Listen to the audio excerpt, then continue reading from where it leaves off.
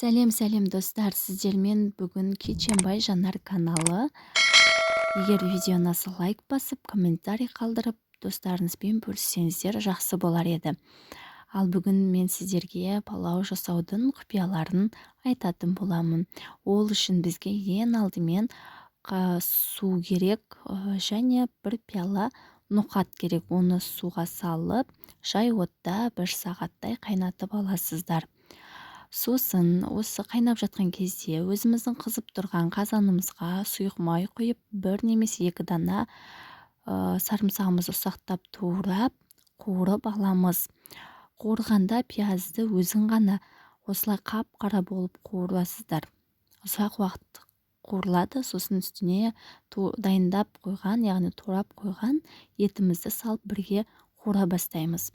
Сосын өзімізде 5-6 дана сәбізімізді де турап дайындап қоямыз. Қуырылып жатқан кезінде бәрін бірге қосып, араластыра бастайсыздар осылай. Сәбіздің өзі осылай қуырылған кезде түсі шыға бастайды. Осылай соңына дейін қуырыңыздар. Сәбізді байқап көресіздер піскен, піспегенін. Сосын үстіне жаңа қайнап шыққан ноқатымызды суымен бірге құйып жібересіздер де, 1 ас қасық тұз қосып, және кішкене су құйып, бетін жауып қоясыздар.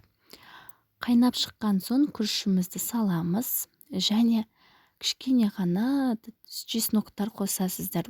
Майдалап тұрасаңыздар да, біреуін қойсаңыздар да, ол өз еркілеріңіз. Мен мына жерде ұсақтап турадым. Себебі өзіме үлкен түрі ұнамайтын еді, сондықтан ұсақтап турадым.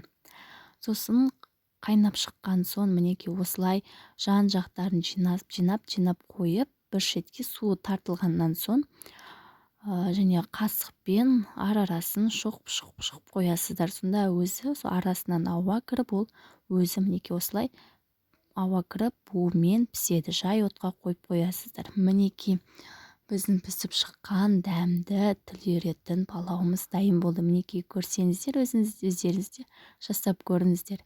Мен әсемдеу үшін қызанақ пен жұмыртқаны осылай турап, үстіне қатырылған аскөгімді сеуіп ұсындым. Сіздер де жасап көріңіздер. Ас болсын. Рахмет.